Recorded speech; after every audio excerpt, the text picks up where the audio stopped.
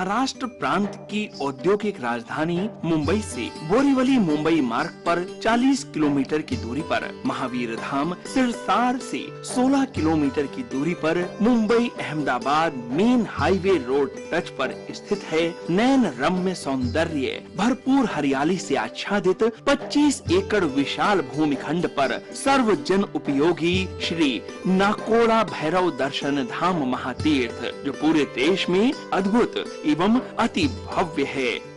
जैन शासन की अमर स्मृतियों को राष्ट्रीय स्तर पर स्थायी आयाम देने एवं धार्मिक, शैक्षणिक एवं सांस्कृतिक संस्थान के केंद्र के रूप में स्थापित हो रहे श्री नाकोड़ा भैरव दर्शन धाम महातीर्थ में आलीशान अद्यतन रेजिडेंसी स्कूल, भव्यतम शानदार कॉलेज, सुंदर गुरुकुल विद्यापीठ, हॉस्पिटल, साथ में ही नयन रम्य 11 शिखरों से सुशोभित विशाल नवग्रह युक्त श्री नाकोड़ा शंखेश्वर पार्श्वनाथ जिन मंदिर, श्री नाकोड़ा भैरव देव, श्री माँ भगवती पद्मावती जी का मंदिर, पूज्य दादा गुरुदेव श्री दर्शन गुरुदेव का मंदिर, 63 ब्लॉकों की आलीशान धर्मशाला, 6 बड़े हॉल, सभा भवन, भोजनशाला, प्याऊ, उपाश्रय, पुस्तकालय, ज्ञान भंडार आदि का निर्माण कार्य चालू हो गया है। 25 एकड़ के विशाल भूमि खंड पर संस्था का उदय हो रहा है।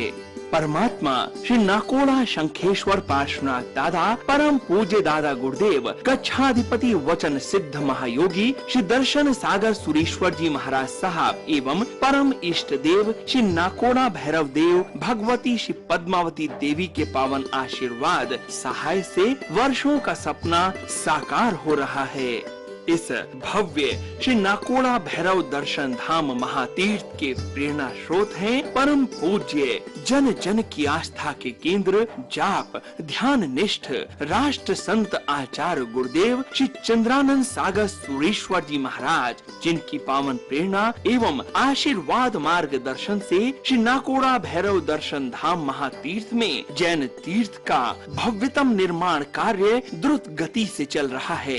श्री नाकोड़ा भैरव दर्शन धाम महानगर मुंबई में प्रवेश का एकमात्र राजमार्ग है।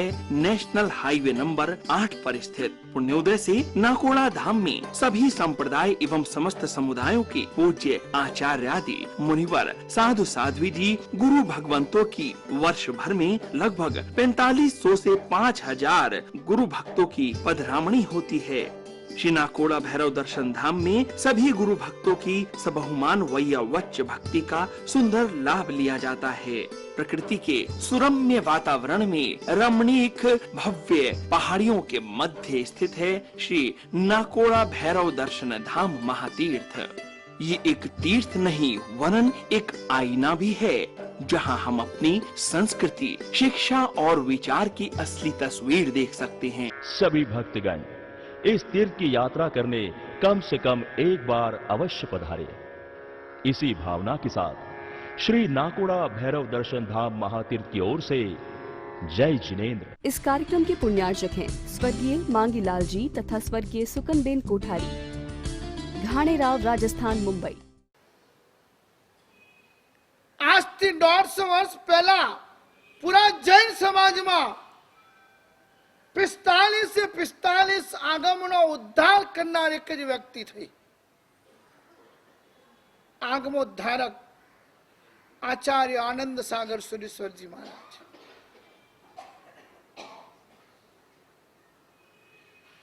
પંડિત શુક્લાલે દર્શન અને ચિંતન નામના 3 ગ્રંથ લખ્યા છે। આવડા કેતનભાઈ આવડા જાડા એ દર્શન ને ચિંતન ના ગ્રંથ ની પ્રસ્તાવનામાં લખ્યું છે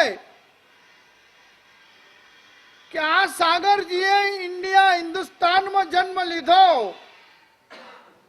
પણ આ સાગરજીએ જો હિન્દુસ્તાનમાં જન્મ ન લીધો હોત અને અન્ય દેશમાં જો જન્મ લીધો હોત તો ગલીએ ગલીએ આના હોનાના પૂતળા બેહતા।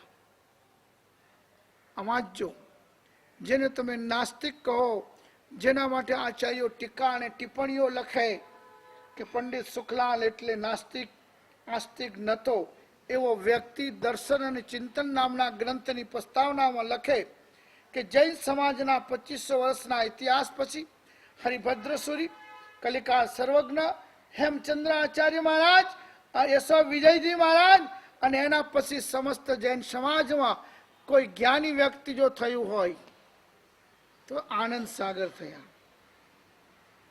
હિન્દુસ્તાનમાં જન્મ ન લીધો હોત તો એના હોનાના પૂતળા લોકો અન્ય દેશમાં લગાડતા. કલાપૂર્ણ શ્રી મહારાજે સદાચારનો આદર્શ નામની પુસ્તક લખી છે. કલાપૂર્ણ શ્રી મહારાજે પોતે પન્યાસ હતા ત્યારે એ પુસ્તકની અંદર દેવેન્દ્ર શ્રી મહારાજ અને કનક શ્રી મહારાજનું જીવન ચરિત્ર લખ્યું છે. અને એ જીવન ચરિત્રમાં લખ્યું છે અમારા ગુરુદેવ કચ્છ અને વાગડની અંદર જ વિચરણ કરે, પણ એમને ઘણા ટાઈમથી એક મનની અંદર ભાવ થયો કે મારે પણ 45 આગમની વાંચના સાંભળવી છે, 45 આગમનું અમારે પણ જ્ઞાન લેવું છે. હિન્દુસ્તાનના નકશાની ઉપર નજર નાખી વાદને વિવાદને વિખવાદ કરવા વાળા તો ઘણા પેદા થયા, પણ અમારા ગુરુ મહારાજની નજર પડી પાટણ ઉપર, और પાટણની અંદર રહેલા આનંદ સાગર શ્રી મહારાજ અને અમારા ગુરુ મહારાજ દેવેન્દ્ર સુરી અને કનક સુરી મહારાજ ઉગ્ર વિહાર કરીને ક્યાં ગયા? પાટણ ગયા. और પાટણ આનંદ સાગર શ્રી મહારાજની નિશ્રામાં રહીને મહિનાના મહિનાઓ સુધી આગમોનું જ્ઞાન લીધું. ધર્મશ્રી મહારાજ બંબઈના ઉપકારી એમને એમના જીવન ચરિત્રમાં લખ્યું છે કે અમને અને મારા ગુરુ પ્રતાપશ્રી મહારાજને આગમોનું આ જ્ઞાન મેળવવું હતું. ઘણી જગ્યાએ ગયા પણ કોઈ જગ્યાએ સમાધાન થાય એ રીતની અમને સમસ્યાઓ સુલઝી નહીં. અમે સુરત ગયા. 3 ચોમાસા અમે સુરતમાં કર્યા અને રોજ આનંદ સાગર શ્રી મહારાજની પાસે જઈએ. સાહેબ આખો દિવસ સંશોધનમાં બેઠા હોય, 4 કલાક સુધી તો આમ નજર ઊંચી ન થાય. વાંચજો આ બધા ગ્રંથો. 4 કલાક સુધી એમની પેન ચાલુ હોય. કોણ આવ્યું કોણ ગયું ઉપર પણ દેખે નહીં. અમે ચૂપચાપ જઈને પાઠ લેવા માટે બેસી જઈએ. 4 કલાક પછી આમ જોવે, તમે આવી ગયા ચાવો, ચલો. આવી જિજ્ઞાસા પાઠ લેવાની, આગમ ભણવાની. અને આજ તો અમે માલામાં બેઠા હોઈએ કે જાપમાં બેઠા હોઈએ કે કોઈ લખવામાં બેઠા હોય ને ભૂલથી યદી ધર્મલાભ ન બોલાય તો નીચે બહાર જઈને શું કહો? મહારાજને તો હવે દેખવાની ફુરસદ નથી, કે ઊંચો નથી દેખતા, કે આપણે વંદન કર્યું, સુખ સાધા પૂછ્યા તોય ધર્મલાભ પણ ન દીધો. 4 કલાક ભણવાની માટે આ ધર્મશ્રી મહારાજ, આ પ્રતાપશ્રી મહારાજ સુરતમાં બેસી રહે.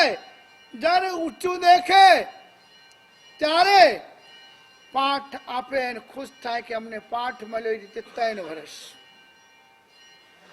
વિજય રામચંદ્ર સુરી મહારાજ કેટલાય વર્ષો સુધી આ આગમોનું જ્ઞાન આનંદ સાગર શ્રીશ્વરજી પાસે લીધું. અને છેલ્લે તમને ખ્યાલ હોય તો અહીંથી કરાડ સુધીની યાત્રા બંને આચાર્યોની સાથે થઈ અને કુંભગીરી કરાડના પ્રવચનો નામનું પુસ્તક સાથે બહાર પડેલું છે, જેમાં પેલા સાગરજી મહારાજના પ્રવચનો અને પછી રામચંદ્ર શ્રી મહારાજના પ્રવચનો. કરાડ કુંભજગીરીની યાત્રા. ઉદયશ્રી મહારાજ, નંદનશ્રી મહારાજ, આ બધાને પોતપોતાના ગુરુ આગમનો જ્ઞાન માટે ક્યાં મોકલતા? आनंद सागर श्री जी महाराज पास. और बहुत सी जगह पर अमुक चीजों का प्रचार ज्यादा हो जाता है और बहुत सी जगह पर ऐसे महापुरुषों का प्रचार समाज में नहीं होता है, इसलिए लोगों को पता नहीं पड़ता है कि हमारे जैन शासन में कौन से और कैसे कैसे कितने कितने रतन हुए हैं. ऐसे आनंद सागर सुरेश्वर जी महाराज को एक भक्त ने सवाल किया कि गुरुदेव अभी बहुत शासन प्रभावना बढ़ी है तो क्या? हाँ भाई, क्या हुआ कि पहले के जमाने में, पहले के समय में 8 उपवास करे कोई, 10 उपवास करे कोई, महीने 2 महीने तक तो उसके घर वाले, सगे वाले, संबंधी वाले, गांव वाले आश्चर्यचकित हो जाते कि 10 उपवास किया, 15 उपवास किया, 28 किया है, ओ साता पूछने चलो, साता पूछने चलो। मगर अभी तो बाप जी क्या तपस्या बढ़ी है,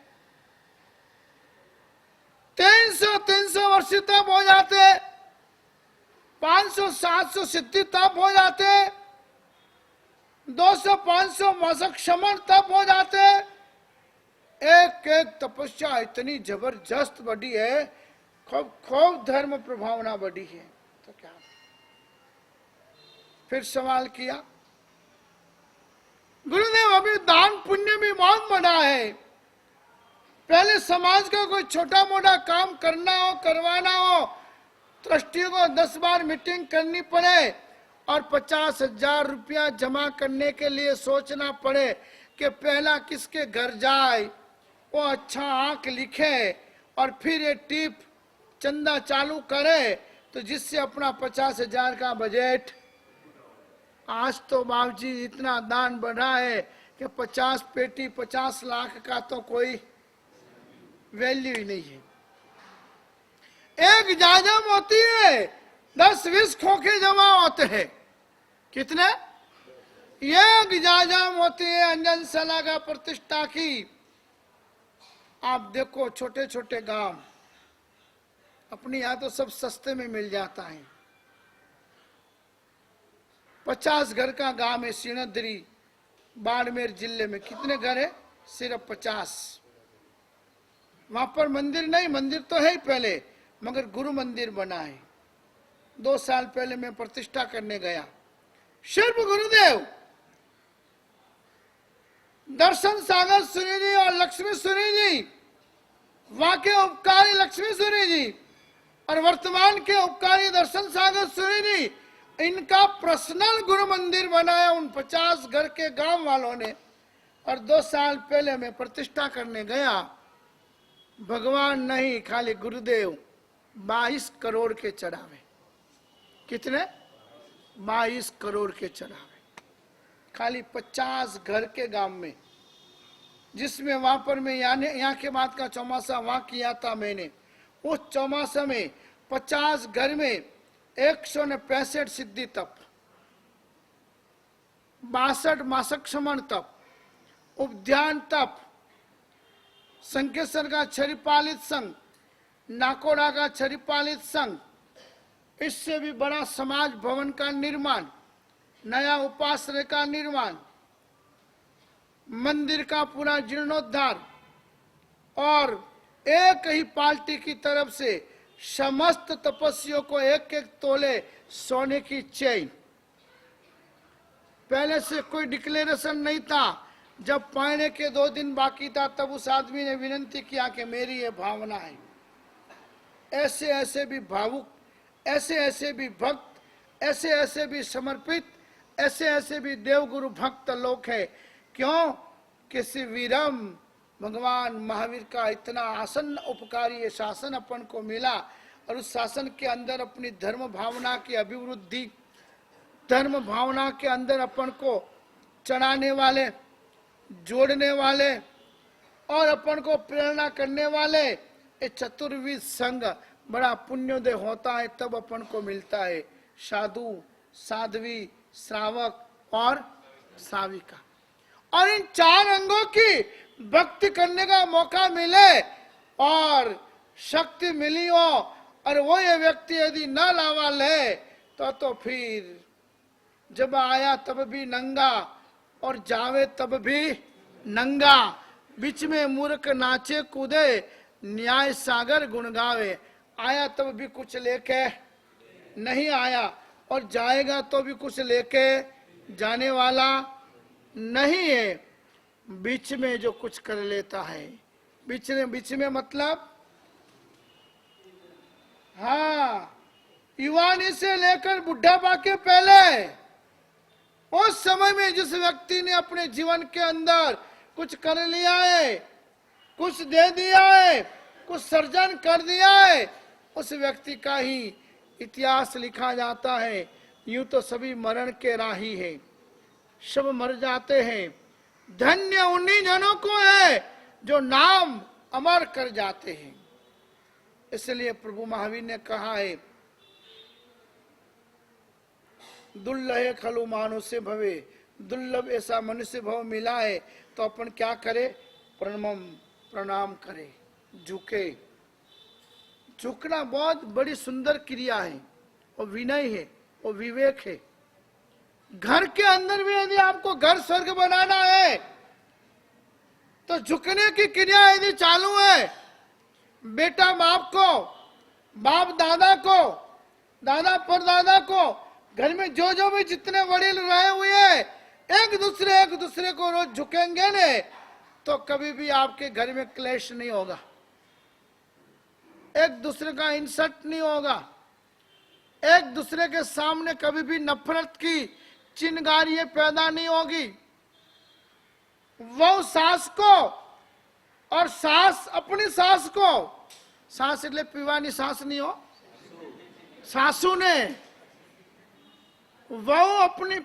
વહુ પોતાની સાસુ ને અને સાસુ પોતાની સાસુ ને સવારે ઉઠીને જો પગે પડે, આપ દેખો તમે આખું ઘર સ્વર્ગ બને, કોઈ દિવસ ઝઘડા ન થાય। હા, પણ જો ઘરમાં સંસ્કાર જ ન હોય, કોઈ દિવસ આ ગુરુઓની સાનિધ્યમાં આવીને બેઠા જ ન હોય તો શું થાય ખબર છે? एक युवान આજનો ક્રેઝ ચાલી રહ્યો છે, બસ પસંદગી કરીને હાઈટ ને વાઇટ, રૂપ ને રૂપૈયા, બસ આ રીતનું કોઈ મેચિંગ કર્યું। हमारी जिंदगी हमें जीना है, हमारी लाइफ का हमें विचार करना है।